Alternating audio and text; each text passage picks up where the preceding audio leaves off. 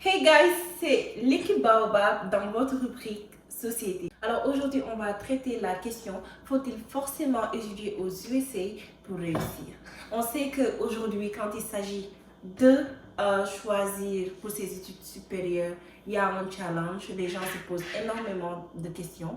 Pour les étudiants qui sont en Afrique, ils se demandent, faut-il rester en Afrique et continuer ses études ou bien faut-il investir et partir en Occident ou aux US pour avoir une meilleure éducation? Sur ce plateau aujourd'hui, on va discuter des réalités, on va discuter des différences et aussi, comment dirais-je, des challenges qui s'imposent aux étudiants internationaux, mais aussi quel est le meilleur système éducatif quand il s'agit d'études supérieures. Et avec moi, j'ai Songai. Merci beaucoup. J'espère que vous allez bien. Très bien, très bien. J'espère que vous êtes très excités par rapport à ce débat d'aujourd'hui. En tout cas, ça va. On est toujours ensemble. On va continuer par discuter. On va donner ce que nous pensons, ce que nous connaissons. Effectivement. Et à nos abonnés de juger. Effectivement.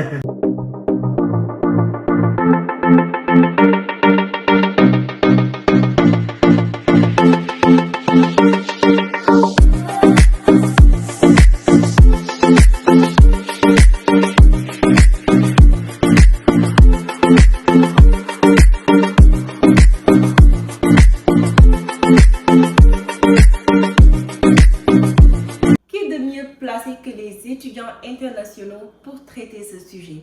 Ayant fait les deux systèmes éducatifs en Afrique et aux US, je pense qu'aujourd'hui, Songai, on peut en débattre et peut-être expliquer à nos followers lequel de ces deux programmes est meilleur. Et ne parlons même pas de meilleur, mais en fait, lequel de ces deux programmes favorise une réussite. Cela peut être les deux en même temps aussi. Merci Hawa, merci. Le sujet est bien choisi, le sujet, comme nous le disons chaque jour, ça ne vient pas de nous, ça vient de nos abonnés. Parce qu'à chaque temps qu'ils s'expriment, nous voyons en même temps ce qu'ils veulent de nous et nous répondons en même temps à leurs demandes. Donc, le sujet, c'est eux qui nous l'ont proposé parce que c'est par rapport aux questions qu'ils nous posent. On a tendance, il y a beaucoup de plaintes, beaucoup de gens qui se plaignent parce qu'ils n'ont pas eu, ils ont étudié en Afrique et ils pensent que ils sont pas, même s'ils sont diplômés, ils sont en manque de beaucoup de choses et qu'il faut nécessairement qu'ils viennent ici étudier avant d'être qualifiés comme des gens qui ont l'intelligence nécessaire. Et comme tu l'as dit, ceux qui sont bien placés pour en parler, c'est surtout peut-être toi et moi pour l'instant sur ce plateau parce que nous sommes des diplômés déjà de ces universités en Afrique avant de venir ici aussi étudier. Donc nous avons fait les deux systèmes. Et je pense que nous sommes bien placés aujourd'hui pour en parler, pour les seules réalités que nous connaissons de là et d'ici. Right. Alors, pour commencer, Songai, moi je vais dire à mon humble avis que l'éducation en Afrique et l'éducation dans les pays occidentaux et aussi ici aux États-Unis, ça se va. Maintenant, cela dépend des domaines qu'on compare. Par exemple, si aujourd'hui on parle de la technologie, il faut savoir que la réalité est faite que aujourd'hui les pays occidentaux et même les États-Unis sont plus développés technologiquement parlant par rapport à l'Afrique. Donc il y a une avancée qui fait qu'aujourd'hui on ne peut pas dire que les études technologiques sont plus développées en Afrique qu'aux États-Unis. Par contre, quand on parle de tout ce qui est théorie, tout ce qui est pratique dans les domaines médicaux, moi personnellement, de ce que je vois aujourd'hui, après avoir fait mes études au Sénégal et puis venir continuer ici, je peux dire qu'il n'y a pas une très grande différence. Au contraire, aujourd'hui, ce que je remarque même, c'est que les étudiants internationaux ont une avancée par rapport aux étudiants qui sont ici aux États-Unis, qui ont fait leurs études de base aux États-Unis. Pourquoi? Parce que en Afrique, à bas âge, on nous apprend aujourd'hui, dans une même classe, par exemple la terminale, tu te retrouves avec une multitude de matières que tu dois apprendre, parcuriser. Et si aujourd'hui tu redoubles, comme on le dit, tu ne passes pas une classe, il faut recommencer toute la classe. Tu vois, ce qui est différent d'ici. Parce qu'ici, franchement, qu'on se dise la vérité, la plupart des élèves échellent à chaque examen, tu vois, même s'ils ne passent pas une classe, ils n'ont pas besoin de reprendre toute la course. ils vont peut-être reprendre cette classe qu'ils n'ont pas pu avoir une bonne note. Ce qui fait que les étudiants internationaux s'adaptent très vite. Et même la preuve, c'est qu'aujourd'hui, la plupart des instructeurs ici aux USA, ils sont impressionnés par les étudiants internationaux. La question qui est tout le temps posée, c'est que comment vous faites? Déjà, vous ne parlez pas l'anglais. Il y en a qui parlent plus de 2-3 langues. Mais dans les devoirs, on a de bonnes notes. Les étudiants internationaux arrivent à vraiment s'imposer. Donc, tu vois, ce qui fait que même s'ils ont le barrière de la langue, ils arrivent à, à s'en sortir et à passer leur classe. Et je pense que ça, c'est parce que moi, l'explication que je donne à ça, c'est parce que la base a été bien faite. Tu vois, ils ont une très bonne éducation de base. Et ça, c'est grâce à l'Afrique. Donc, s'il n'y avait pas cette éducation, je ne pense pas qu'on pourrait être en mesure de continuer nos études ici. Donc, en grosso modo, pour entrer dans ce sujet, c'est comme ça que je vais introduire en disant que les deux programmes éducatifs se valent, mais aussi il y a des différences. Voilà, par rapport au domaine dont on parle. Voilà. Je pense, c'est très bien, tant de développement, j'ai bien aimé ça. Et je dis aussi que je partage les mêmes avis que toi. Parce que quand tu vois, comme tu l'as dit, l'éducation, ça s'équivalent. Surtout quand c'est au niveau universitaire. C'est presque les mêmes programmes. C'est presque les mêmes types d'enseignement. C'est presque les mêmes choses qui sont enseignées. Mais comme tu as bien dit ça, tout dépend de la matière. Lorsque on parle de la technique, vous voyez, des sciences, il y a au niveau de l'Occident, surtout aux États-Unis ici, un atout. L'atout, c'est qu'ils ont le matériel, ils ont le nécessaire pour pouvoir enseigner avec. Mais en matière d'enseignement, ce n'est pas seulement le matière, ou bien ce n'est pas seulement le matériel qui compte, mais c'est celui qui enseigne, l'enseignant en question et la méthode d'enseignement. C'est très important. Donc par rapport à cela, on ne peut pas dire que les enseignants qui sont ici sont plus meilleurs que ceux qui sont en Afrique. Vous voyez, non? Parce que la manière dont nous arrivons au niveau de l'Afrique à apprendre, vous voyez, non? D'abord, vous avez expliqué un peu. Nous avons une certaine pression lorsque vous êtes dans peut-être les basses classes, comme le collège, encore dans le collège, après le primaire, d'abord même au primaire, au collège et puis au lycée, vous avez une pression qui était sur vous d'apprendre une multitude de matières et au-delà de ça même, parfois on vous demande de mémoriser ça. Donc vous avez en quelque sorte une pression sur vous qui vous permet d'apprendre et en tout cas de retenir tout ce qu'on vous enseigne. Donc on a déjà la base là. Donc en ce sens, et puis vous voyez aussi, moi je félicite la plupart des fois nos enseignants en Afrique. Quelqu'un qui a une salle de plus de 50 personnes, dans les universités, plus de 1000 étudiants. Et la personne arrive quand même à mettre la connaissance dans la tête de chacun d'eux. Ils sont vraiment à féliciter. Et par rapport à ça, on ne peut pas dire que l'éducation ici est meilleure que l'éducation de l'autre côté, mais tout dépend du programme en question. Parce que comme tu l'as expliqué, quelqu'un qui vient étudier l'informatique ici, parce que la personne aura tout le matériel nécessaire pour accompagner la littérature, en tout cas la théorie dont on est en train de l'enseigner. Mais par contre, quelqu'un qui étudie l'informatique en Afrique, bon, l'Afrique aussi, elle est plurielle. Peut-être dans un État en Afrique où il n'y a pas de matériel, la personne ne prendra que de la théorie. On a l'habitude, quand on étudie en Afrique, on a l'habitude de dire qu'il y a des étudiants qui ont étudié le domaine de la gestion. C'est-à-dire, là, le domaine, par exemple, chez nous, on parle de faculté des sciences économiques. La personne n'a jamais utilisé le computer, c'est-à-dire l'ordinateur. La personne utilise seulement, comment on appelle ça, c'est-à-dire que le cahier et le bic. Donc, la théorie, mais pas la pratique. Mais ça ici, rentre. ça rentre. La personne a l'intelligence nécessaire. Elle a tous les atouts par rapport à un étudiant, toute la maîtrise même du sujet, mais seulement la pratique. C'est ça qu'il faut. Effectivement. Et j'ajoute à cela, pourquoi? Parce qu'aujourd'hui, c'est bien d'en parler. Pourquoi? Parce que la nouvelle génération a tendance à juger de manière très péjorative et négativement l'éducation africaine. Pourquoi? Parce que souvent, quand tu es en Afrique, tu fais tes études là-bas, tu ne sais pas ce qui se passe de l'autre côté. Peut-être c'est ceux qui ont eu la chance de sortir et de faire leurs études là-bas qui peuvent vous expliquer les réalités. Tu vois ce que je veux dire? Oui.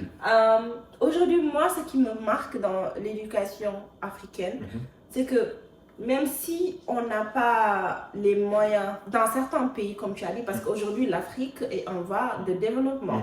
Et aujourd'hui, dans plusieurs universités, il y a la technologie qui est là. Il y a des élèves qui créent. Je suis vraiment épanouie si aujourd'hui vous regardez les news par rapport aux créations technologiques qui sont faites par des étudiants en Afrique. Tu es vraiment épanoui, tu te dis que mais attends, pourquoi les médias ne nous montrent pas ça? Et ça le problème, les médias ne le montrent pas. Mais ça c'était juste une parenthèse. Là où je veux en venir, c'est que la chance qu'on a en Afrique, c'est que souvent on a des instructeurs, des enseignants qui aiment ce qu'ils font. Oui, ils aiment leur métier. Qu'on se dise la vérité, ils ne sont pas payés. Ils ne sont pas bien rémunérés. Exactement, comme il se doit. Mais la plupart d'entre eux ont l'amour de ce qu'ils font, ont la passion du travail. La preuve, en parlant de culture générale, souvent les étudiants africains ont une culture générale assez développée. Aujourd'hui, certains enfants, tu vas leur demander où se trouve l'Afrique, ils ne pourront pas te l'indiquer. Non, ici, il y a... Tu vas leur demander, parle-nous de la Deuxième Guerre mondiale. Ils ne peuvent pas te dire ça. Ils ne peuvent pas te dire. Moi, j'étais étonnée quand aujourd'hui, on me demande ici aux États-Unis, qui est connu pour un grand pays qui a le pouvoir, et un grand continent plutôt, avec un pouvoir exceptionnel. Des gens qui ne peuvent pas te citer 3 pays en Afrique. Ou bien 2 pays en Occident. Ils ne peuvent pas. Pourquoi? Parce que toute leur éducation est centrée sur une chose. Peut-être comment faire pour réussir, succès individuel ou bien financier.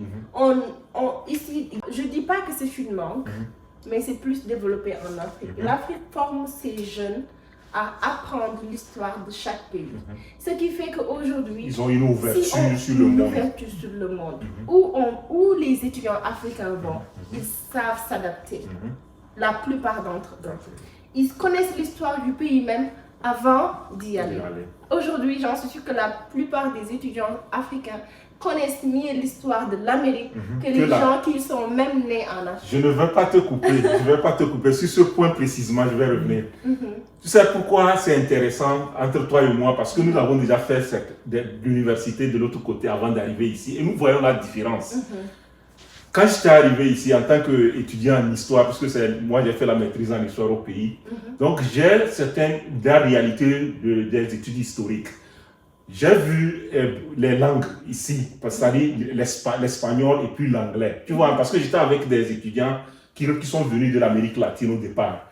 Et je leur ai posé la question, puisque tout se passe par l'espagnol, je leur ai posé la question, quelle langue ils parlaient avant de commencer par parler l'espagnol, en tant qu'Africain. Puisque moi, j'ai déjà ma langue maternelle avant d'apprendre le français. J'ai amené ce débat-là et ils me disent que non, que c'est l'espagnol qu'ils parlent. Tu vois? Mais dans ma culture historique, quel que soit même l'enfant même de chez nous au lycée, c'est que cette partie du monde a été colonisée par les Occidentaux. Et qu'aujourd'hui, si on parle le portugais au Brésil, c'est parce que le Portugal était là-bas. Tu vois, non, dans les années 500, 1400. Si on parle dans les autres pays, on parle de l'espagnol, c'est parce que l'Espagne les avait colonisés. Tu vois, c'est la même chose ici aussi aux États-Unis.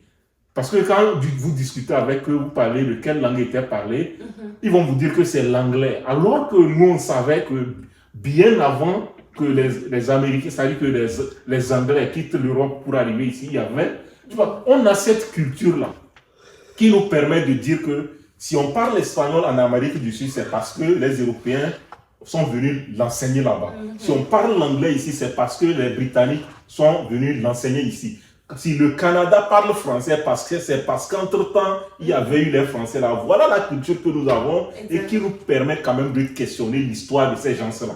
Mais pourtant, eux, ils ne sont même pas au courant de ça. Et aussi, même parlant de certains, aujourd'hui, personnalités, de certains diplomates qui ont aujourd'hui réussi, mais qui ont fait leurs études, leur cursus scolaire en Afrique. Ils n'ont jamais sorti de l'Afrique. La preuve, Macky Sall, on en parle.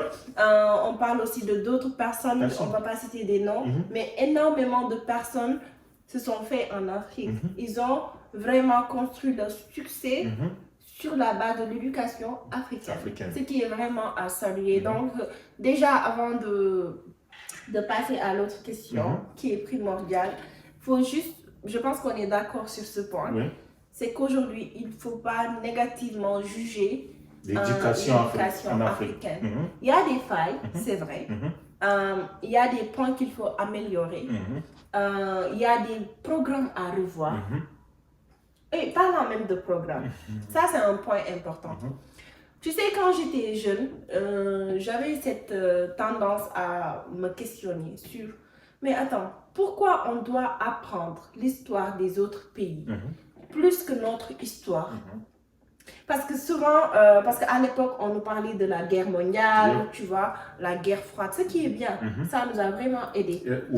Mais, comme en parlant de lacunes, il faut le dire, le point, je pense, qui m'a manqué dans l'éducation africaine, c'est le patriotisme.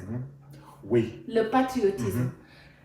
Je pense qu'il y avait un manquement par rapport au fait qu'on devait nous apprendre l'histoire du Sénégal, même si je parle du Sénégal.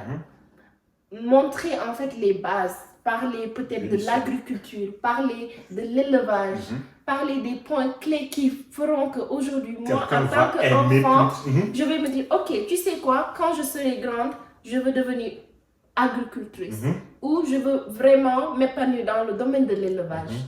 J'ai pas envie qu'on me parle tout le temps de diplomatie aux États-Unis, qu'on me parle de cravate veste. Et c'est malheureusement ce qui aliène, ce qui fait que les enfants à bas âge, ce qu'ils aspirent à devenir, c'est costume cravate, l'homme au bureau avec big cahier, tu vois. Moi, si j'ai juste un point à vraiment, comment dirais-je, dénoncer, c'est ce manque de patriotisme dans nos programmes. De connaissance de soi-même, d'abord. Ça, c'est une réalité, comme tu l'as dit. Et puis ça s'explique, Parce qu'il faut aussi voir, c'est peut-être partie de notre histoire aussi, parce que nos pays ont été colonisés, il faut le savoir. Et nous n'avons pas une Afrique, comme nous avons dit, l'Afrique est plurielle. Voyez, nos pays ont été construits, parce que c'est ça aussi, les gens n'intègrent pas dans nos psychologies, parce que aujourd'hui, quand on parle du Sénégal, le Sénégal existait en tant que territoire avant l'arrivée des colons, mais n'existait pas dans le même territoire, c'est-à-dire limite territoriale comme nous les connaissons aujourd'hui. Nos pays sont en réalité le résultat de la colonisation. C'est-à-dire, le Togo n'existait pas dans ses frontières en tant que Togo, même s'il y avait les peuples togolais qui existaient sur le territoire. Donc, ce faisant, l'histoire qui nous a été enseignée et la façon dont on nous a enseigné est venue de l'extérieur. Il y a ça aussi qu'il faudrait peut-être que nous intégrons. Quand vous parlez de l'histoire du Sénégal, la même chose a été chez nous, parce que les autres nous ont enseigné notre histoire, parce qu'ils étaient venus en connaisseurs de leur histoire qu'ils nous ont enseigné plus, parce que c'est ça qu'ils connaissent, et ils nous ont enseigné aussi notre histoire. Il y a un fait au Togo, par exemple. L'histoire qui a été enseignée, qui est enseignée d'ailleurs, parce que je ne pense pas que ça a changé jusque-là, dans les lycées et puis dans les comment ils appellent ça, les lycées, dans les lycées, les collèges, les primaires, c'est l'histoire officielle. Et l'histoire officielle vient des livres officiels. Et des livres officiels, la plupart d'entre eux ont été rédigés par les colons, c'est-à-dire ceux qui sont venus nous coloniser. Ils ont montré même d'où est-ce que nos peuples viennent. C'est-à-dire que d'autres même, on va vous dire que les gens sont descendus du ciel, les gens sont sortis des entrailles de la terre, et des histoires, c'est-à-dire, ce sont des récits comme ça à dormir debout, que nous-mêmes, en tant que peuple togolais, on ne comprenait même pas le sens. Mais on prenait ça comme ça, on va vous dire que le premier Kabyle est venu du ciel. Donc, il a fallu le remettre en cause. Par qui? Par les Togolais, les enseignants togolais de l'université eux-mêmes. Les historiens togolais ont remis en cause l'histoire enseignée, soit l'histoire écrite sur le Togo par les colons, et ils ont écrit l'histoire des Togolais. Magnifique. Très bien. Et avec c'est-à-dire ils ont été à la source, avec les explications possibles par rapport à nos facteurs linguistiques, pour faire comprendre la réalité même de nos histoires. Par exemple, quand on dit quelqu'un est descendu du ciel, ça voudrait dire tout simplement que les gens habitaient sur les collines au départ à cause des razzias ou bien de l'insécurité au niveau du sol, mais que après, ils étaient descendus, c'est-à-dire qu'ils étaient descendus des montagnes pour habiter sur la plaine. Voilà l'idée qui était soutenue derrière. Mais comme les Blancs même n'avaient pas compris, ils ont pris ça comme ça, comme ils nous considéraient déjà comme des extraterrestres ou bien des gens qui étaient semblables aux animaux. Alors, déjà, moi, je dis ce que les enseignants togolais ont fait, c'est à féliciter. Extraordinaire. C'était même ce qui était dans ma tête. Je me dis, est-ce qu'il n'est pas temps de le révolutionner? Est-ce qu'il n'est pas temps de revoir ces programmes éducatifs? Écrire ces programmes sur la base de ce qui est important, ce qui est essentiel. On est au 21e siècle. Même si c'est important de connaître l'histoire d'il y a 400 ans, 500 ans, mais est-ce qu'il n'est pas temps aussi de former les jeunes dès bas âge à connaître soi-même? Exact. Et autour aussi du développement et de l'économie, de ce dont on a besoin, de ce qui va aujourd'hui les aider à développer un esprit critique, un esprit de leader, de patriotisme. Parce que si aujourd'hui, disons, après le bac, tu vois des étudiants qui ne savent pas où s'orienter, qui se disent que moi, je ne sais pas qu'est-ce que je veux devenir. Imagine, après avoir étudié pendant des années, 15 ans, 16 ans, tu viens dire que tu ne sais pas dans quel domaine tu veux t'orienter. Parce que ça veut dire que c'était confus dans ta tête. Ça veut dire que depuis toutes ces années, tu ne t'es pas retrouvé dans ce programme. On ne t'a pas guidé.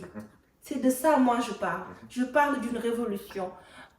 Aujourd'hui, je pense que ce qui fait la force des États-Unis, même si on le dit que côté histoire, ils ne sont pas trop dans apprendre l'histoire des autres pays, des autres continents, ils sont juste consacrés sur ce qui développe les États-Unis. Mais dès bas âge, ils vont faire des jeux. Par exemple, même en kindergarten, tu vois un enfant qui va t'expliquer comment faire pour devenir policier. Quelles sont les étapes, ça et ça.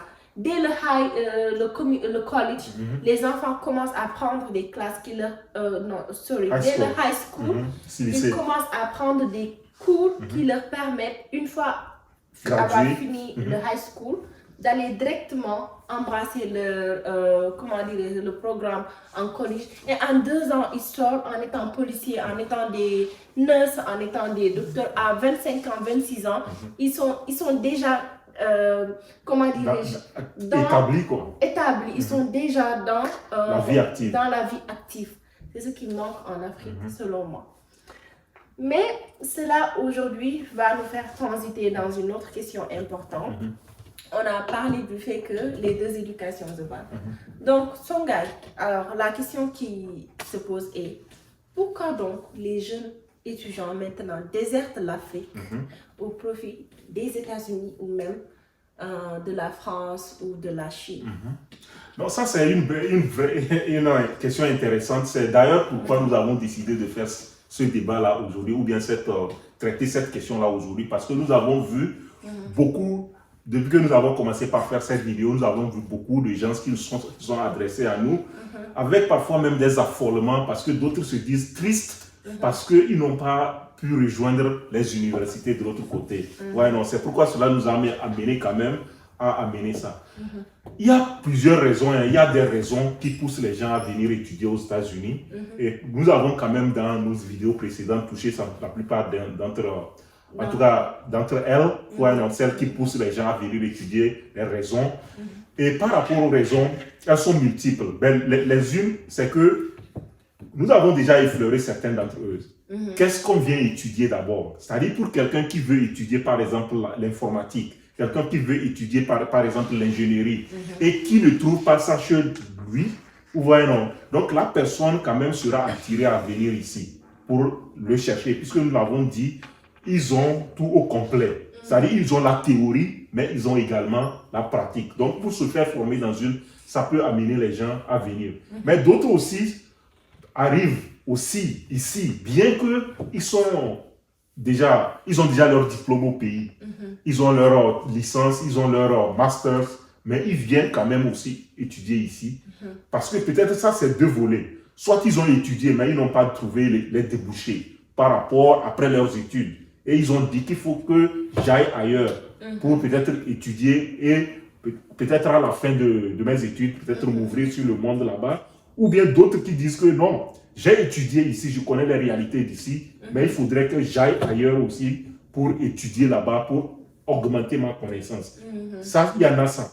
Mais il y a un autre volet, et c'est peut-être lui qui est plus important. C'est la perception. La perception de la réussite. Mais il y a la réussite, mais la perception même des études à l'extérieur, ou plutôt des études en Occident. Parce que comme nous l'avons dit, la perception, même ce n'est pas la perception peut-être du commun des mortels, hein, comme les philosophes le disent, mais c'est la perception même au plus haut niveau de l'État. C'est-à-dire chez nous, quelqu'un qui vient avec un diplôme, c'est-à-dire du Canada, des États-Unis, de la France, est plus considéré, voyons, que quelqu'un qui a eu son diplôme, le même diplôme dans nos universités. C'est la triste réalité. C'est la triste réalité. Donc, moi, je viens, peut-être même que j'ai pris un diplôme ici, peut-être même que mes connaissances sont plus minimes que quelqu'un qui a eu le même diplôme à l'université de Lomé, mais je serai considéré parce que je l'ai eu ici. Tu vois, non? Donc, il y a ce prestige du diplôme venant de l'extérieur aussi, et c'est la perception du fait que quelqu'un qui vient de là est supérieur à quelqu'un qui est ici, qui amène aussi, qui a une raison pour laquelle tout le monde veut aller. Si c'est là-bas qu'il faut l'avoir pour avoir le highest class, il faut que nous tous nous allons là-bas pour l'avoir et puis revenir être, tu vois, non? Exactement. Songa, tu as donné la plupart des raisons. Franchement, tu as très bien résumé. Ce que je vais ajouter, c'est qu'aujourd'hui, basé sur mon expérience et l'expérience de plusieurs avec qui j'ai eu à discuter, c'est qu'aujourd'hui, comme tu as dit, il y a cette perception de la réussite. Mais aussi, il y a l'assurance d'un travail après les études. La preuve, je donne un exemple, un cas. Si aujourd'hui, moi, je me dis, ok, les études au Sénégal, dans un établissement privé supérieur, me coûtera 4 millions pour avoir mon diplôme de licence ou de master. Ce que je vais dire, c'est que je vais faire le pour et le contre. Est-ce qu'après avoir dépensé 4 millions au Sénégal, avoir eu mon diplôme, est-ce que ce diplôme va m'assurer une position avec un salaire bien à la hauteur de mon expérience au sein d'une entreprise au Sénégal? Après, la deuxième question l'autre question qui va venir, c'est est-ce qu'aujourd'hui, si ces 4 millions-là, je le traduis en dollars ou avec l'aide de ma famille, j'essaye de voyager en France ou bien aux États-Unis, terminer mes études, même si ça va coûter cher, est-ce que j'aurai l'assurance d'un travail bien rémunéré? Et je vais voir parmi ces deux situations-là, lequel est plus avantageux. Et malheureusement, la plupart de ces situations, c'est aller en Occident ou aller aux États-Unis qui est plus avantageux. Qu'on se dise la vérité, nombreux sont les étudiants en Afrique qui ont leur diplôme, qui sont très intelligents, qui peuvent diriger une entreprise et vraiment développer l'Afrique, mais qui aujourd'hui leurs diplômes sont dans les tiroirs. Parce que personne ne veut les embaucher. Aujourd'hui, les entreprises embauchent les familles d'abord, les amis d'abord, avant les gens, les étudiants qui sont venus d'ailleurs, même si ces étudiants sont le profil idéal pour ces postes-là, ce qui est dommage.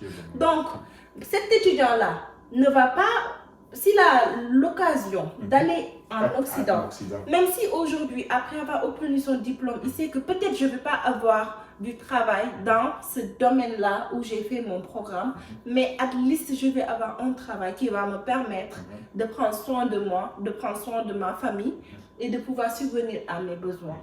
Mais tu vas choisir cette option. On se dise la vérité, survie.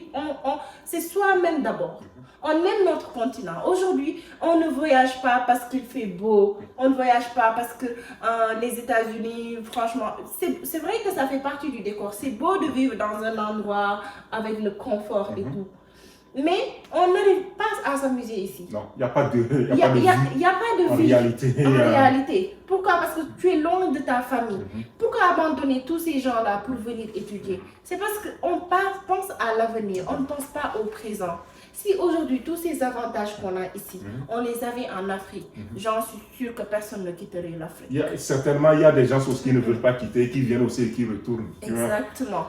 La preuve, la plupart des gens qui sont dans le confort en Afrique, qui travaillent bien, ne vont jamais échanger de position pour venir aux États-Unis ou en France. On se dise la vérité.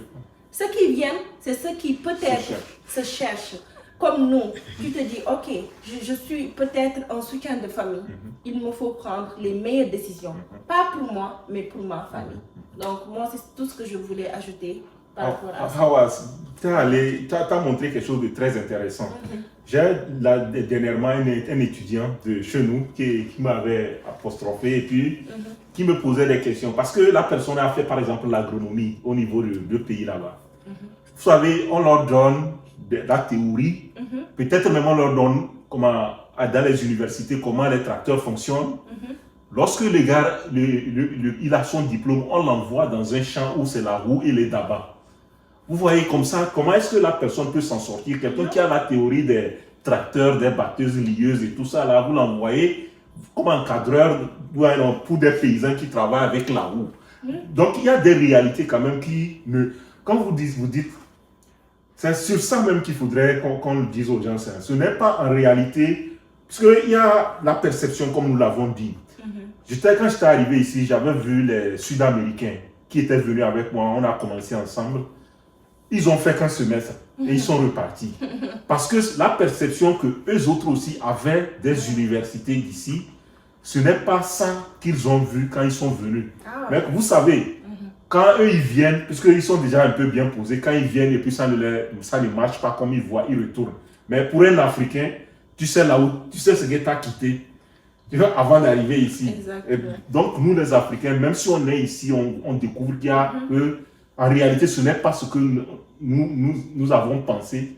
Comment on reste pour accomplir quand même quelque chose. Vous voyez, non? Donc, il y a ce n'est pas toujours rose, ce n'est pas toujours dire que tout ce que nous venons voir ici est meilleur. Vous voyez, non? Il y a ce qui est meilleur ici, mais il y a aussi ce qui est meilleur chez nous, mais nous ne connaissons pas que c'est meilleur. Pour terminer, je suis parmi ceux qui pensent que nos pays ne doivent pas beaucoup compter sur les gens de la diaspora en matière d'emploi. Vous voyez, non?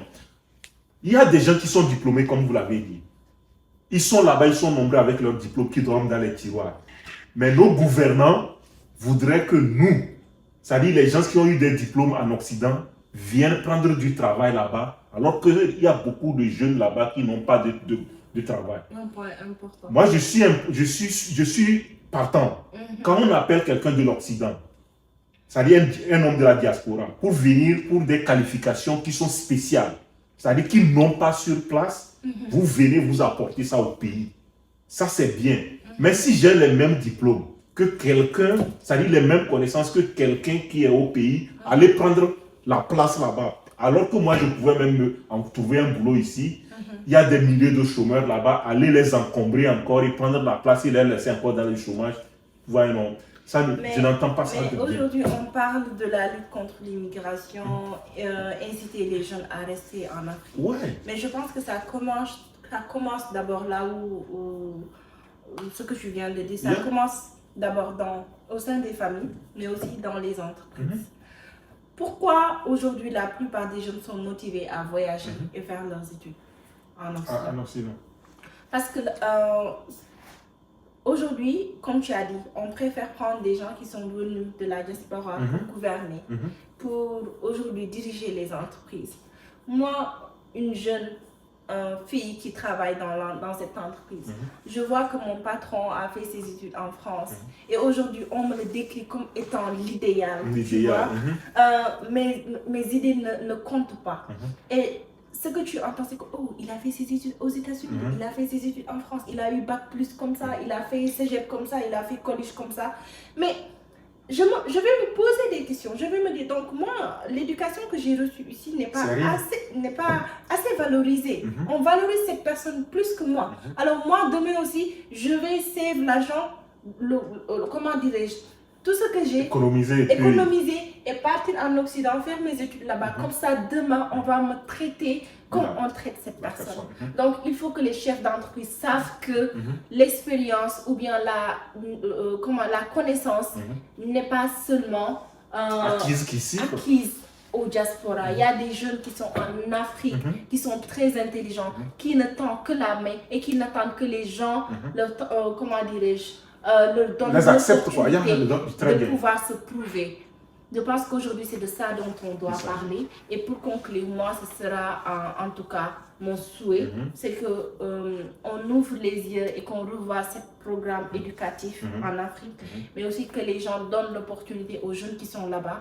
Comme ça aussi, les gens qui sont ici aussi, voilà, que chacun en tout cas sa chance, mais bon. En grosso modo, c'était ça pour le débat d'aujourd'hui. Moi, je pense que c'est très bien pour aller dans le même sens, peut-être aussi pour finir. Et donc, beaucoup de gens qui nous écrivent et qui se lamentent parce qu'ils se disent que c'est fini pour eux, soit non, parce qu'ils ont tout perdu s'ils ne sont pas venus étudier ici. C'est pour leur dire que nous avons aussi de bonnes universités en Afrique, que la connaissance qu'ils ont reçue dans des universités africaines aussi sont de bonnes connaissances, parfois même meilleures que certaines connaissances d'ici. Donc, il faudrait peut-être qu'eux-mêmes ils se valorisent, mais que aussi nos dirigeants valorisent les étudiants qui sortent de nos universités pour créer peut-être des stimulations au sein de nos sociétés. Donc, ça dit que les études ici ne sont pas qu'une panacée, il y a aussi des revers. Il y a des revers et peut-être on continuera d'en parler les prochaines fois. Effectivement. Alors, c'était dans votre rubrique Société, aujourd'hui avec Songhai. Nous vous donnons rendez-vous une prochaine fois dans d'autres numéros. Et s'il vous plaît, si vous avez des suggestions ou des commentaires, n'hésitez pas. Vous faites partie du débat.